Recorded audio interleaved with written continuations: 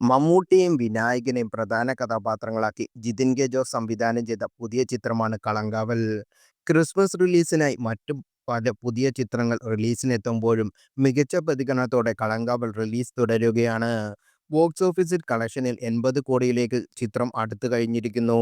Social മീഡിയയിലടക്കം Kalamkaval ട്രെൻഡിംഗായി നിറഞ്ഞു നിൽക്കുമ്പോൾ ചിത്രത്തിലെ മമ്മൂട്ടി കഥാപാത്രത്തിന്റെ ലുക്കിൽ മലയാളത്തിന്റെ പ്രിയ താരങ്ങൾ എത്തുന്ന ചിത്രങ്ങളാണ് ഇപ്പോൾ ശ്രദ്ധ നേടുന്നത്.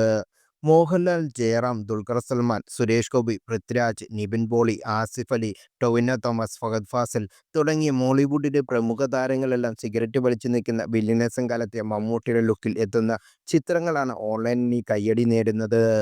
എല്ലാവരും ലുക്ക് കൊള്ളാമെങ്കിലും മമ്മൂട്ടിയുടെ അത്ര മനോഹരമാക്കാൻ ആർക്കും കഴിഞ്ഞിട്ടില്ലെന്നാണ് ആരാധകർ പോസ്റ്റിൽ കമന്റ് ചെയ്തിരിക്കുന്നത്. അതേസമയം ജയറാം തകർത്തുമെന്ന് ചിലർക്ക് അഭിപ്രായമുണ്ട്. മുമ്പ് ഫഹദ് ഫാസിൽ ഇതേ ലുക്കിൽ എത്തുന്ന ചിത്രങ്ങളും വൈറലായിരുന്നു. കൊടൂര വില്ലനായി മമ്മൂട്ടി കളങ്കാവിൽ എത്തുന്നത് സൈക്കോ ആയ സ്റ്റാലിദാസ് എന്ന സീരിയൽ കില്ലറുടെ വേഷമാണ് മമ്മൂട്ടിക്ക് ചിത്രത്തിൽ. ജിഷ്ണു ശ്രീകുമാരൻ, ജിതിൻ കെ ജോസും ചേർന്ന് തിരക്കഥ രചിച്ച കളങ്കാവൽ മമ്മൂട്ടി കമ്പനി ബാനറിൽ നിർമ്മിക്കുന്ന ഏഴാമത്തെ ചിത്രമാണ്.